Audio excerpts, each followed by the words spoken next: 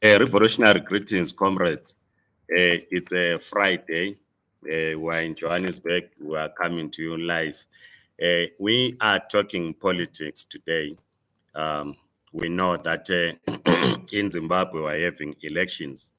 The date has not yet been announced, but already comrades are campaigning to become councillors, to become members of parliament, and of course others wanting to be president or president of Zimbabwe.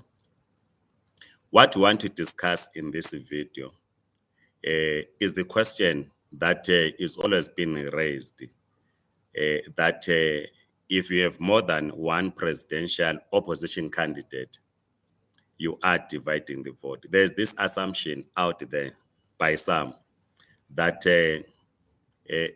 if you are opposed to ZANU-PF, you must automatically support the main opposition party. If you then register or announce that you are standing as a presidential candidate in 2023, you are then told that you are going to divide the vote. It's like there is an opposition vote held somewhere,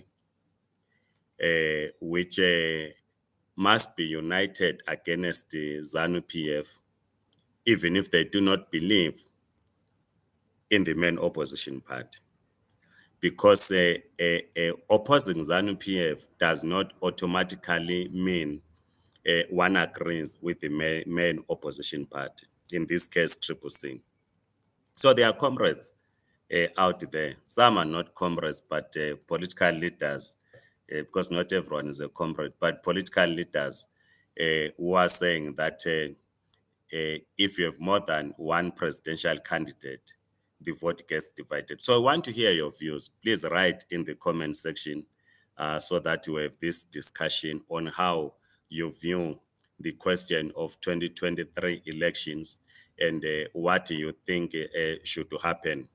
Because in the main, political parties are guided by their ideology. An ideology which we explained is a set of political ideas.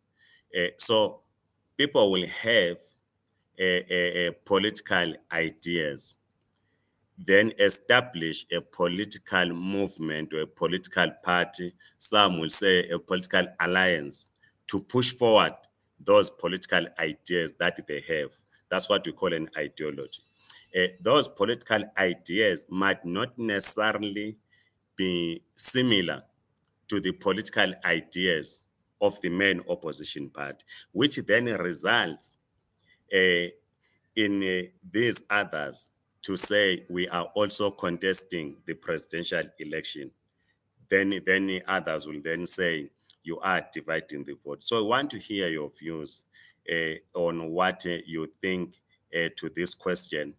And the question that you are asking, why should be the Constitution of Zimbabwe, of course, defines the qualifications of one to be a presidential candidate.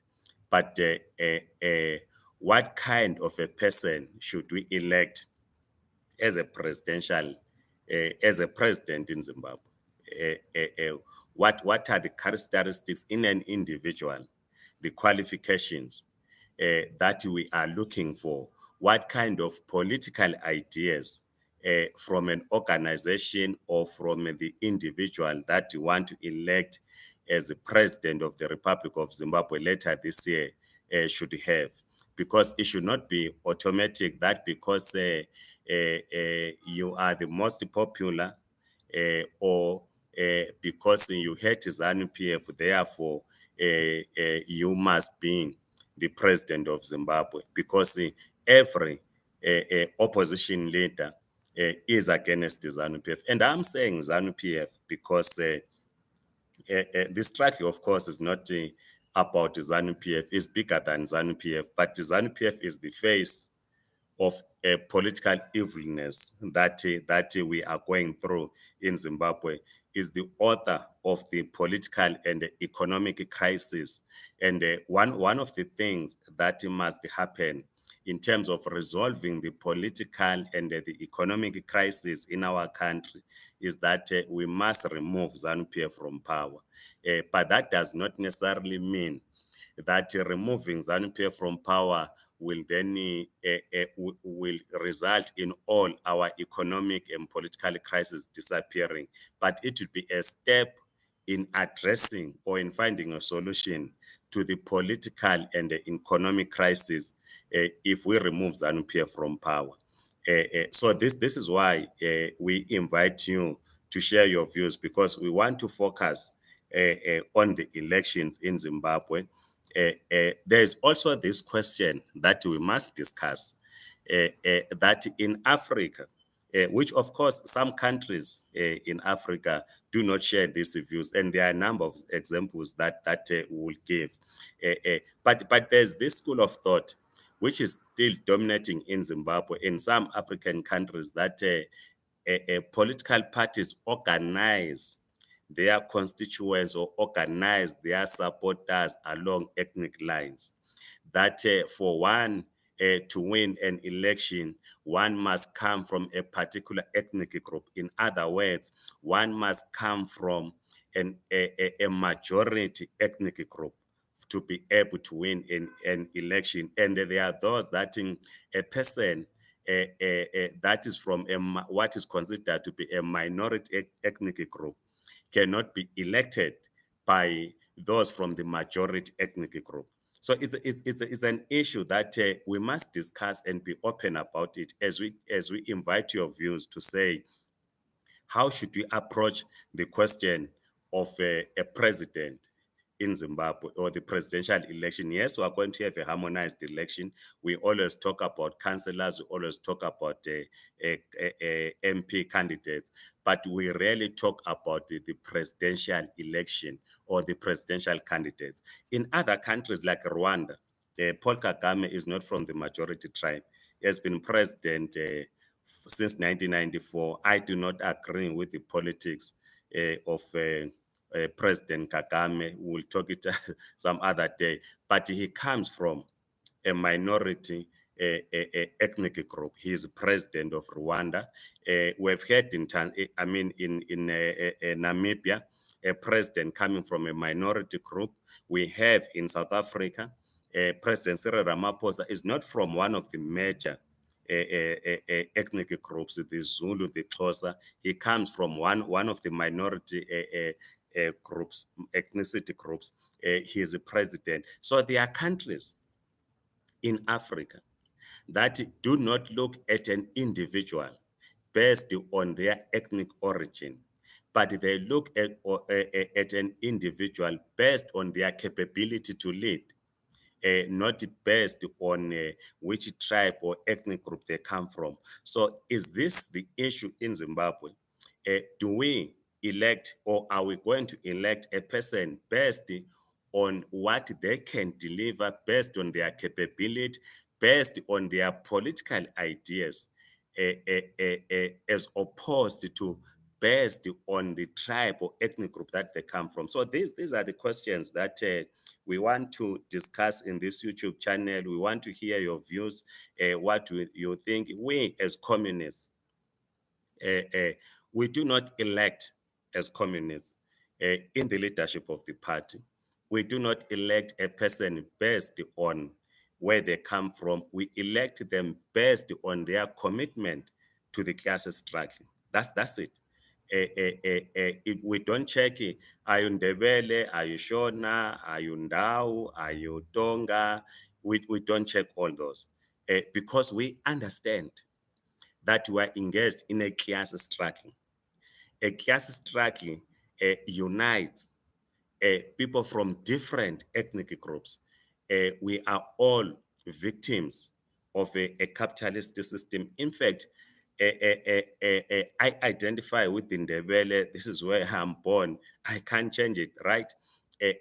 But the Ndebele speaking who are capitalists, who automatically are our enemies as the working class. It's a reality. that is there because ours is a class struggle and our NM as communists is capitalism.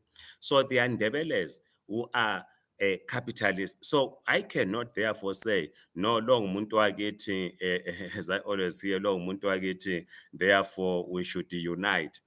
And in one discussion which we are having, there are always calls that no, let's unite as a region. And the question that I always ask, unite as a who and against the who? Because we talk of the unity of the working class, right? That the working class and the peasants must unite precisely because we are victims of the capitalistic class, we are victims of the looting class. We now call them the looting class. So we are uniting against the looting class because we want the working class to gain hegemon over the state. For the workers to gain hegemon over the state, it means we must then unite. It is not a unity of an ethnic groups or various ethnic groups against another ethnic group or other ethnic groups. It's a unity of the working class and the peasants against the looting class. That's how, as communists, we understand unity. So when comrades talk about unity, we understand it in this context, in the class context, uh, which therefore says, how then do we, in 2023, elect a president? Do we then say, no, this one is from the majority tribe, he stand a better chance of defeating ZANU-PF in an election. Therefore, we must support this candidate, even if we do not agree with them ideologically. And I've said ideology is a set of political and economic ideas.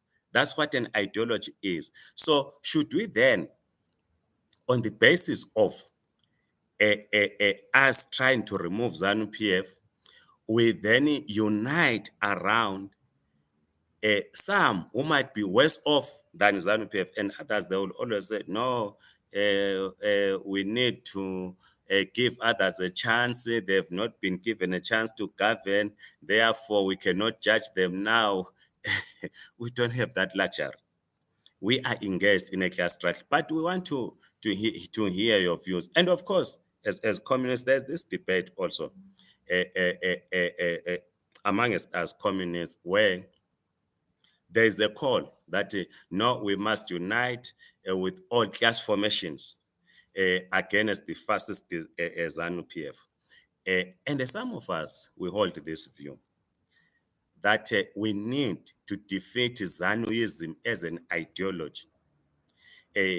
Whether ZANUism as an ideology exists in ZANU-PF as a party, or it also exists in civil society, it exists in opposition parties, it must be defeated, ZANUism. Because the danger is we might remove ZANU-PF from power, but not defeat ZANUism as an ideology. And the new political leadership that emerges after an election will be a political leadership that is guided by ZANUism as an ideology. And we find ourselves going back to the drawing boards. So we want to hear your views as we start the series of discussing the 2023 election. So please write in the comment section what kind, the qualifications, the political and economic ideas should a person or their party have for us to campaign and to cast our votes for them in 2023 with the hope that they are going to be, the person will be the president of the Republic of Zimbabwe, and they work with us in finding a solution to the political and the economic crisis that we are going through as a country. Please write in the comment section, share your views, and please subscribe to this YouTube channel. Otherwise, have a great weekend. Amandla, comrades.